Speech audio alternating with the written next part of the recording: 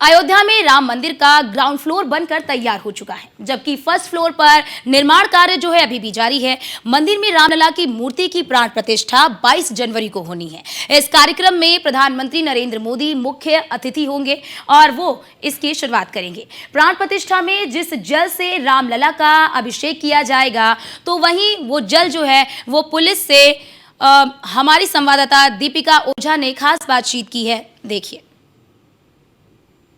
नमस्कार, आप देख रहे हैं न्यूज़ 1 इंडिया। मैं हूं आपके साथ दीपिका ओझा।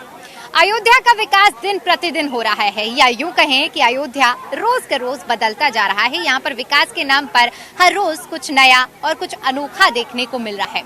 यहाँ आने वाले हर एक श्रद्धालु को एक सुरक्षित माहौल मिले, सुरक्षित वातावरण में वो यहाँ पर पर्यटन कर सके, ये सुनिश्चित किया जा रहा है उत्तर प्रदेश पुलिस और अयोध्या पुलिस की ओर से।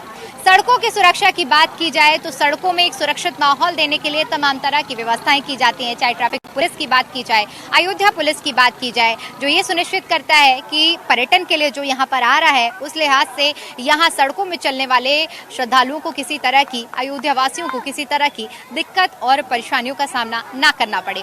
लेकिन वहीं दूसरी ओर जो दूसरी तस्वीर है वो भी हम आपको दिखाने की कोशिश करेंगे, क्योंकि जो भी इंसान अयोध्या में पहुंचता है वो सरयू घाट जरूर आता है और आस्था की डुबकी जरूर लगाता है।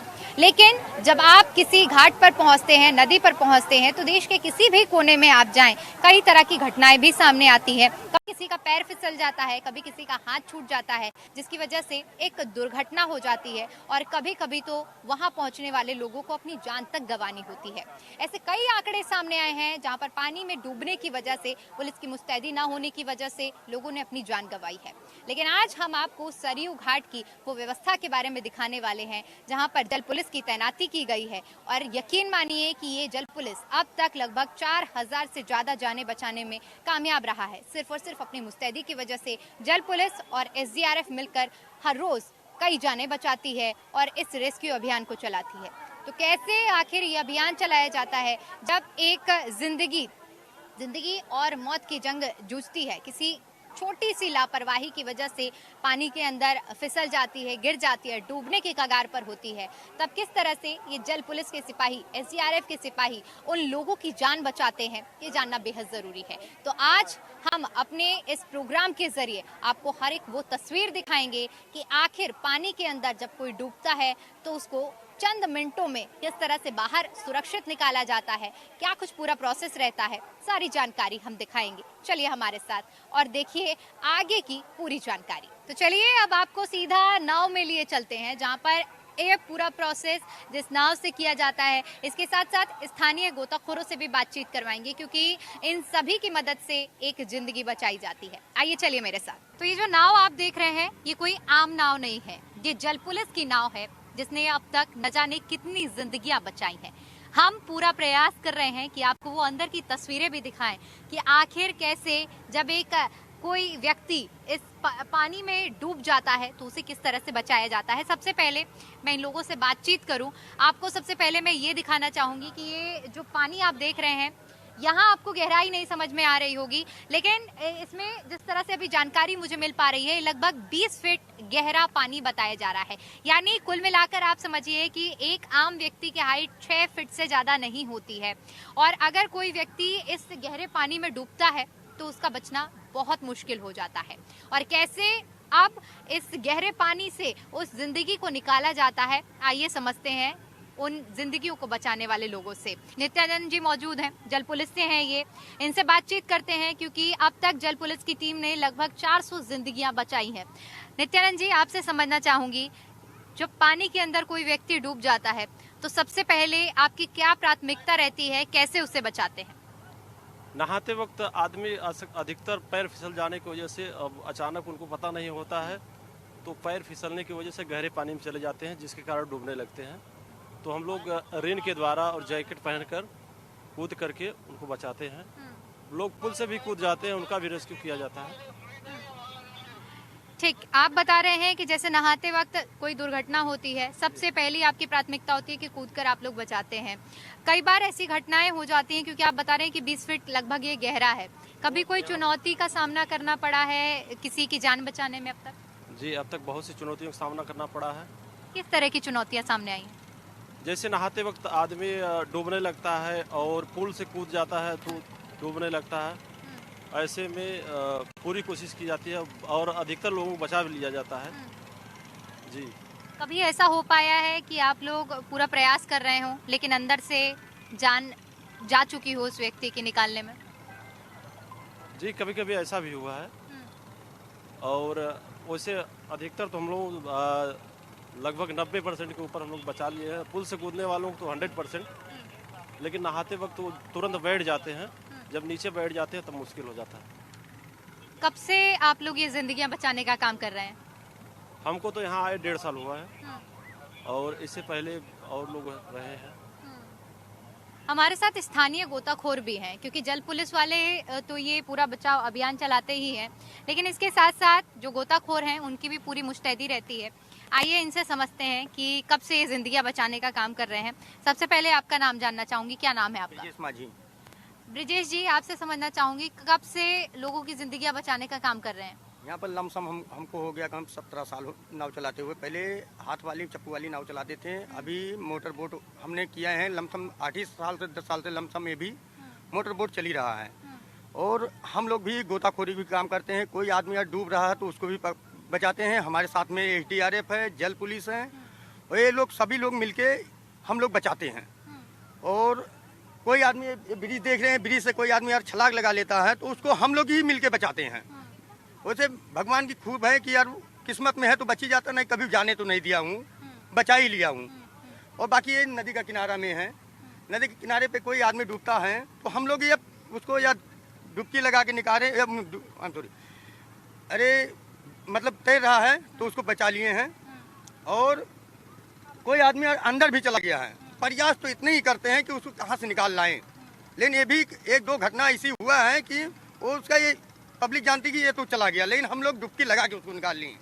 उसको बाद पकड़ के उसके बाद में हम लोग को देते हैं, हमारे यार SDRF है, जल पुलिस है, इनको दिया जाता है। अपना ये अस्पताल लेके जाते हैं, श्री राम अस्पताल में लेके जाते हैं, अपना एंडी कराते हैं। सबसे पहली प्राथमिकता क्या होती है जब आपको पता लगता है कि किसी का पैर फिसल गया है, कोई पुल से छलांग मार के नीचे गिरा है, तो आपकी सबसे पहली प्राथमिकता क्या होती? कैसे बचाने का पूरा अभियान चलाते हैं? यहाँ पे ये है कि जैसे हम लोग देखते रहते हैं, यहाँ पे घाट पे हैं, हम लोग देखते रहते हैं, ब्रिज पर से कोई आदमी कूदा, बोरी गिरा, वो गिरा, तो हम लोग को इतना अंदाज रहता है कि हाँ ये आदमी का आवाज ही है गिर रहा है। इतना अनुभव हम लोग के अंदर में है, हम लोग जान जाते हैं कि हाँ। अच्छा, मतलब आवाज मात्र से आप पहचान जाते हैं कि कोई व्यक्ति गिरा है? जी जी, आवाज से ही पहचान जाते हैं। कितना अंतर, कैसे, मतलब हमारे दर्शकों को भी बताइए ये अनुभव। पुल पर से बोरी फेंकते हैं तो बोरी का आवाज दूसरा होता है, आदमी गिरने का आवाज दूसरा होता है। हाँ, तो यही सब चीजें हैं।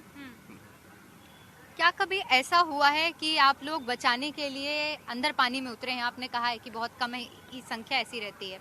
कभी आपके हाथ में डेड बॉडी आई हो? जी, डेड बॉडी हमको निकालते कम से कम हो गया 10, 12, 15 डेड बॉडी निकाले हैं लमसम डुबकी लगा के।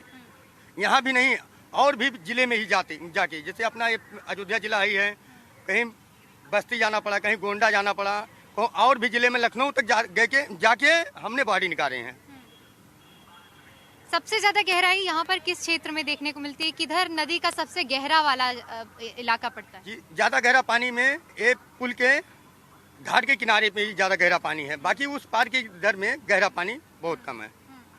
तो कितनी यहाँ पर, जिस तरह से अभी संख्या हम देख पा रहे हैं, आप कितनी गोताखोरों की यहाँ पर टीम रहती है और कितने लोग मिलकर ये काम करते हैं? हमारी गोताखोरों लोग की टीम लमसम 10 से 12 लोग मेन हैं, और बाकी तो सभी लोग गोताखोरे में ही आ रहे हैं। 10-12 मेन हैं हमारे टीम का। जब पुलिस को योजना पड़ती है बाहर जाना है या यहाँ भी जाना है तो पुलिस हम लोग की मदद लेती है, पुलिस की मदद हम लोग करते हैं, पुलिस हमारी मदद करती है। जब आप लोगों की जान बचाते हैं तो ये थोड़ा मैं अनुभव वैसे जानना चाहूंगी, परिवार से जुड़ा हुआ, किसी के आप बेटे को बचाते हैं, किसी के भाई को बचाते हैं, उनका क्या कुछ रिएक्शन रहता है?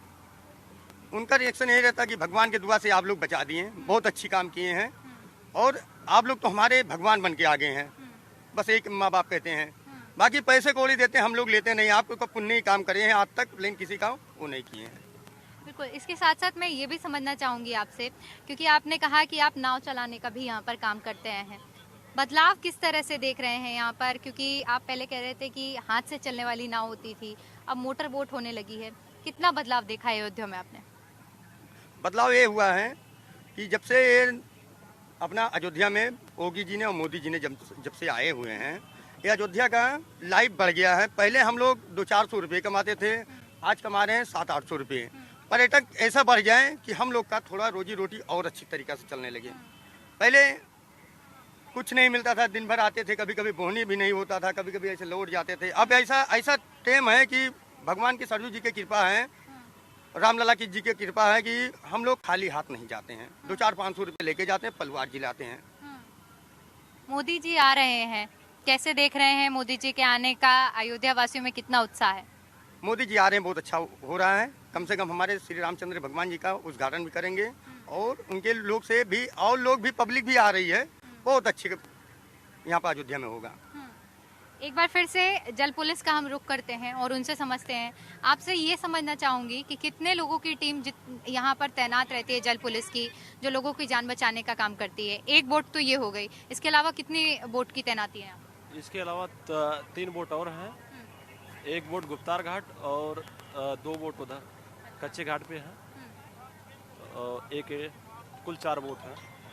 आपसे भी ये समझना चाहूंगी, जैसे मैं अभी इनसे समझ रही थी कि क्या कभी ऐसा हुआ है कि जल पुलिस वाले नीचे उतरे हों और उनके हाथ में कोई डेड बॉडी आई हो? जी जरूर आई। उस दौरान क्या कुछ मंजर रहता है, कैसा आप लोग महसूस करते हैं? अब दुख की तो घड़ी होती ही है।